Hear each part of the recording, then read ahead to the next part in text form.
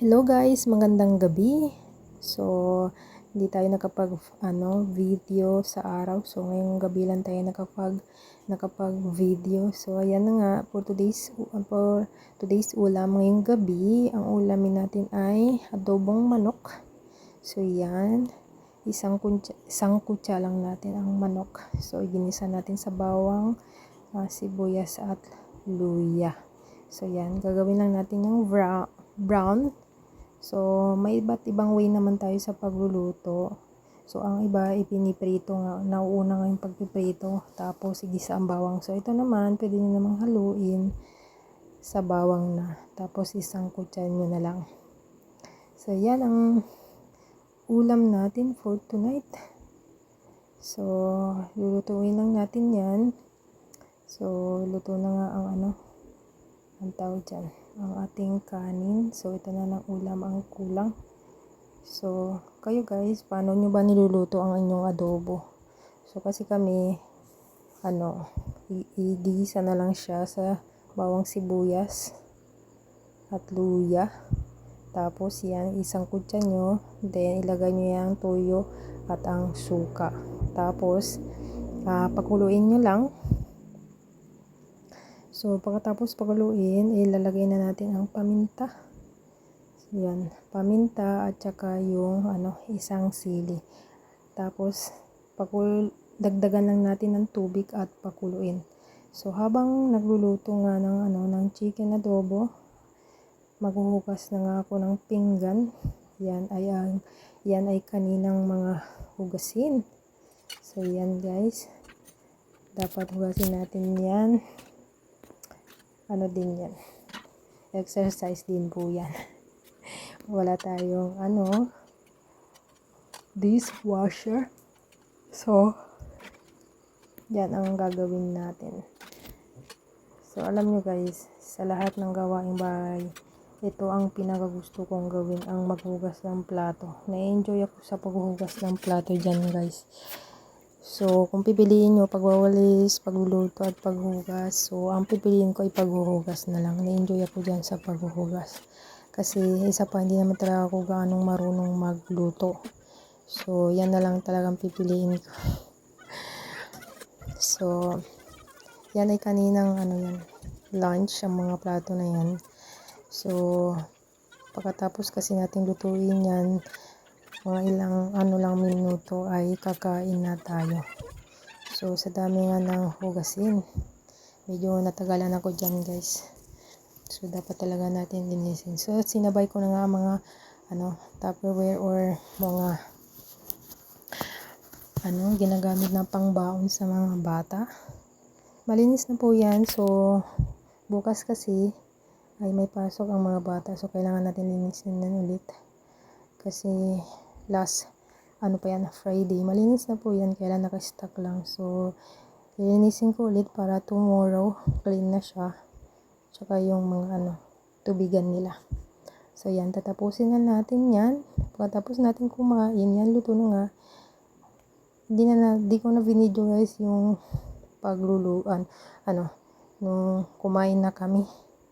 Kasi baka makita nyo ang laki ng mga subo namin. So, fast forward na lang tayo. Pagkatapos kumain, naligo ako. And then, eto, aayusin natin yung mga paninda. Alam nyo naman, lagi natin dapat ayusin ang mga paninda para hindi gulusutin. Dahil kailangan naman tayo magplansya if gusot yan. So, ayusin lang natin yan. So far, thank you Lord.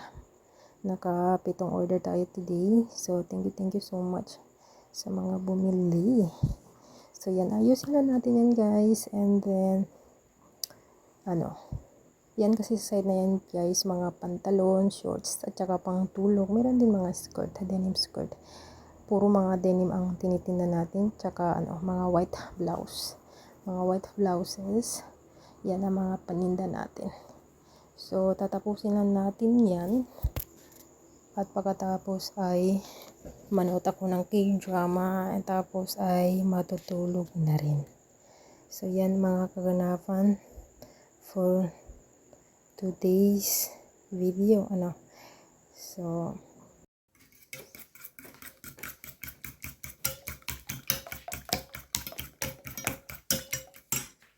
So guys, good morning. I-continue natin ang video kahapon. So, ang ulam naman natin ngayong almusal ay pritong itlog at pritong dilis. So, masarap po yan. Favorite ko yan, yung dilis. Although hindi gano ako sa itlog, pero okay na rin para pangdagdag sa ulam. So, pagkatapos natin iprito ang itlog, yan, ipiprito na natin ang dilis. So, yan ay gagawin nating crunchy. So, gusto ko kasi sa sa dilis ay crunchy. So, yan, ready na nga guys, ang pritong itlog. Tapos, may natirang sabaw na kagabi ng adobong chicken. So, yan, ginawa nating sabaw. So, kakain tayo na guys. So, pagkatapos nga kumain guys, ay dumating nga itong order para sa aking alagang Juju. Sa aking, alagang aso na si Juju. Ito ay galing sa Petcore at, mga pet sausage. Nakikita niyo naman ang pangalan dyan. So, ang ginagamit ko ngang pang earwipes kay Juju ay itong Petcore. Earwipes galing sa Petcore. Ang okay na okay ito guys para sa aso. At pagkatapos natin linisin si Juju, ayan, naglaba nga tayong kahapon guys. Hindi na ako nakapag-video. So, ito yun na nga at tutupiin ko na. Ang lahat ng damit na yan ay 2 weeks na guys. 2 weeks na itong mga damit na nilabhan ko. So, sa dami na yan, 2 weeks na po ang mga damit ko dyan na nilabhan. So, sumakit nga ang likod ko guys sa paglalaba kahapon. Pero okay lang yan. At least may maisusuot na tayo for another weeks. 2 weeks or 1 week. So yan, tutupin lang natin yan. Kung pwede lang sana hindi na tayo magsuot ng damit. Huwag na tayo magsuot ng damit guys para wala na tayong lalabhan. Sana pwedeng ganun din po ba na hindi na tayo dapat maglaba. Na lang. Naked style. Nako. Bawal na bawal pala yun. So, yan. Tatapusin na natin yan.